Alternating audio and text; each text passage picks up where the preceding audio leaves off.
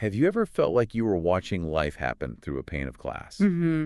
You can see the conversation, the chaos, all of it, but you just can't quite join in the way everyone else seems to. Or maybe you're the quiet one in the corner of the room, the one who's just taking it all in. Right. And then after everyone else has talked themselves in circles, you're the one who unlocks the solution. That exact feeling, that experience of being, well, maybe a little out of sync, of having a different internal operating system. That's what we're getting into today. I mean, we're going way past the stereotypes here. Oh, absolutely. We're going to explore the profound experience of adult autism, especially for high-functioning people in, say, the tech world. Yeah. And we're using this incredible personal story from an AI consultant diagnosed late in life as our guide. And that late diagnosis, that's such a key part of the story, isn't it? It is. What we're looking at here, it's more than just a memoir.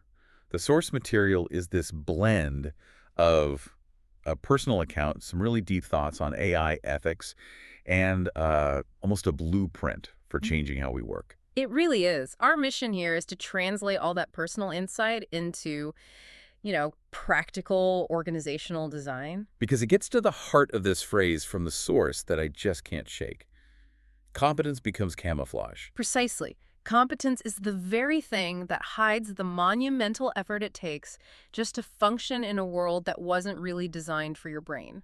Okay, so let's start there. Let's talk about the costs. Before we can even get to the benefits, yeah. All right, let's unpack this using the author's early life.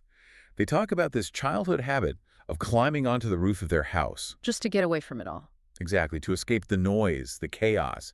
And for years, they just thought, I'm the weird antisocial kid. But it wasn't about being lonely, was it? It was self-regulation. That's the key. It speaks directly to sensory processing. I mean, for a neurotypical brain, a lot of stuff. The hum of the fridge, distant chatter, it just becomes background noise. Your brain just filters it out. It filters it. But for the autistic mind, as the source puts it, noise is data. Unprioritized data. Exactly. Every single input demands to be processed. Clanging pots, a scratchy tag on a shirt, the high-pitched whine of an AC unit. It doesn't fade away. It doesn't. It all competes for attention at the same time and becomes this neurological roar. The system just gets saturated. So if your internal world is already that loud, you're forced to put on a performance just to exist in the external world. And that performance is called masking. It's this conscious and frankly exhausting art of pretending. You're basically running a social script in your head at all times. You are! Copying body language, forcing eye contact, rehearsing small talk. The author realized that every conversation wasn't an exchange, it was a calculation. Wow. Yeah. It took active, real-time computational power just to monitor everything and seem normal. So that person in the boardroom, nodding and smiling, their mind is actually just buffering. Constantly. And that massive energy drain, it has to lead somewhere. And it leads to autistic burnout. It does. And we need to be really clear about what this is. It is not just stress. Right, it's not something a vacation is going to fix. Not at all. Yeah. It's a state of profound depletion, physical, emotional, cognitive. It can mean losing skills you used to have, like even the ability to speak clearly for a while. And the recovery can take months, right? Yeah. Not days. Months, sometimes longer. And this is where that competence becomes camouflage idea is so cruel. Because you're being praised for the very things that are draining you. Exactly. Leaders see the precision, the focus, the composure, and they call it executive presence. They have no idea it's hiding this immense internal cost. The better the camouflage, the more success you have, but the more invisible your exhaustion becomes. Which means the environment never changes. Right. And often our workplaces seem designed to maximize that conflict. The source talks about the open plan paradox. We think we're creating collaboration. But for neurodivergent mind, it's just creating cumulative, nonstop stress. The brain is fed too much data and it overheats. So a meltdown or a shutdown isn't a tantrum. No. It's a neurological event. It's the system protecting itself. It's a system trying to find stability. We have to stop seeing it as a moral failing. Okay, so that shift in perspective is everything. It's not a flaw in the person. It's a failure of the environment. Which means we can redesign the environment. So let's pivot from the cost to the strengths. Yes, let's move from deficit language to design language. Let's talk about the systemizing mind. This comes from work by researchers like Simon Baron-Cohen. And systemizing is what, exactly? It's the inherent drive to find order, structure, logic, to analyze things, to build systems, to understand how all the pieces fit together. The source material says the autistic mind doesn't rush, it maps. I love that. It's a perfect description. It means taking the time to see the underlying architecture of a problem. Whereas corporate culture often just wants the fast answer. Right, the rush. But the systemizing mind is focused on figuring out the rules that govern the whole pattern. And that kind of deep thinking is exactly what you need for, say, coding, data analysis, or building reliable AI. So let's break down this autistic advantage. What are the core strengths?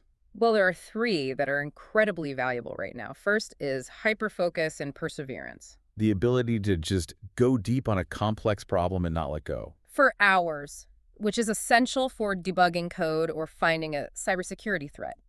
Second is superior pattern recognition. Seeing the little details and inconsistencies that everyone else misses. Which is, a superpower in quality assurance or data analysis. And the third one feels like it's about culture, not just technical skill. It is. It's integrity and precision.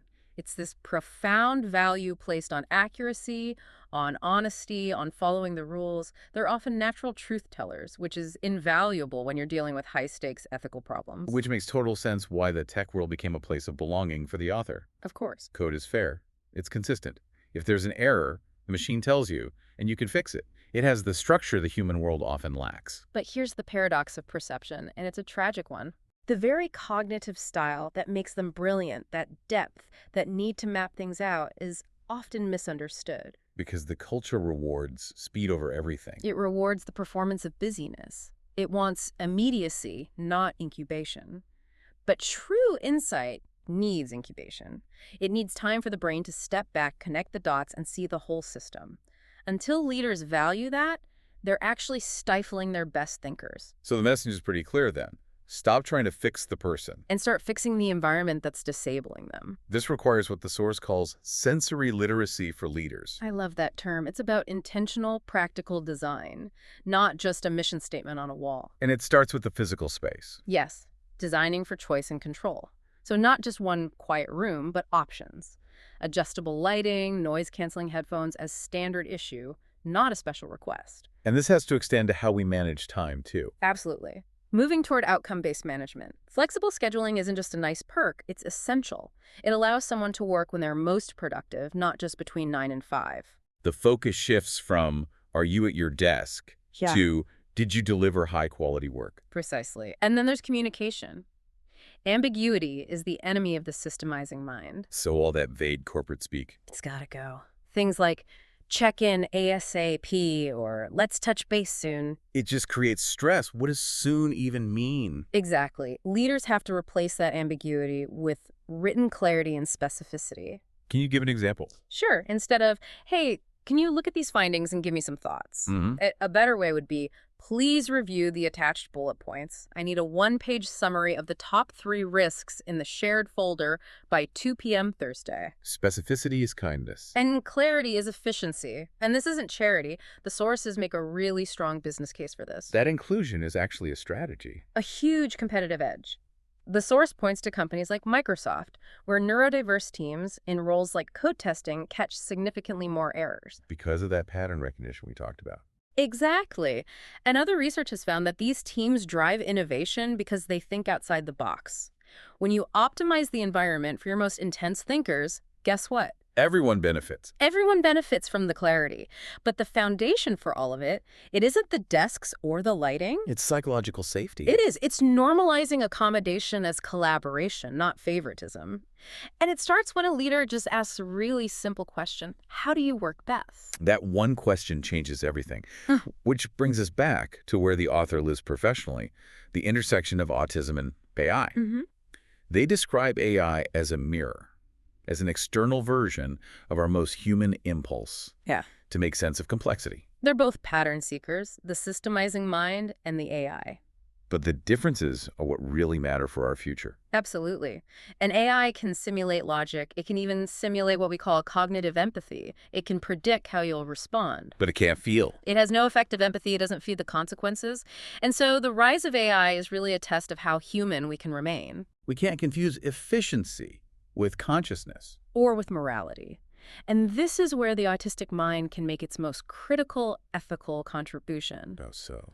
Those core traits, that profound sense of fairness, that vigilance about inconsistency, that need for honesty, they make these minds natural custodians for AI ethics. Because they'll spot the bias in the algorithm. Yes, they'll see the pattern of injustice, the inconsistency in the system, and they won't be able to ignore it.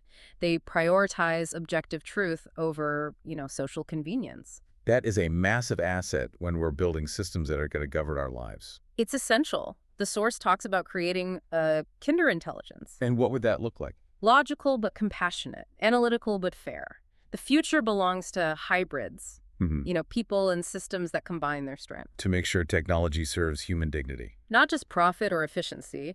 It's about merging that intense pattern recognition with a deeply human ethical core. So our whole deep dive today really lands on this one powerful discovery. The wiring isn't a flaw in the circuit. It's just a different frequency, waiting for the right environment to hear it. Difference as a gift to be offered, not a deficiency to be overcome. Exactly. And here's maybe a final thought to leave with.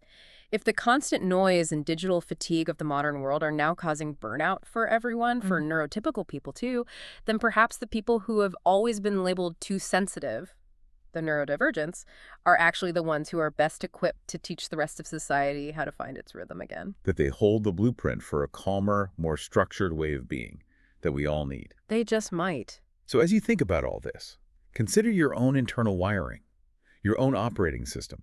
In your life right now, are you prioritizing just endurance? Or are you prioritizing awareness? What's one small adjustment you could make this week to design your world around your own high-performing needs?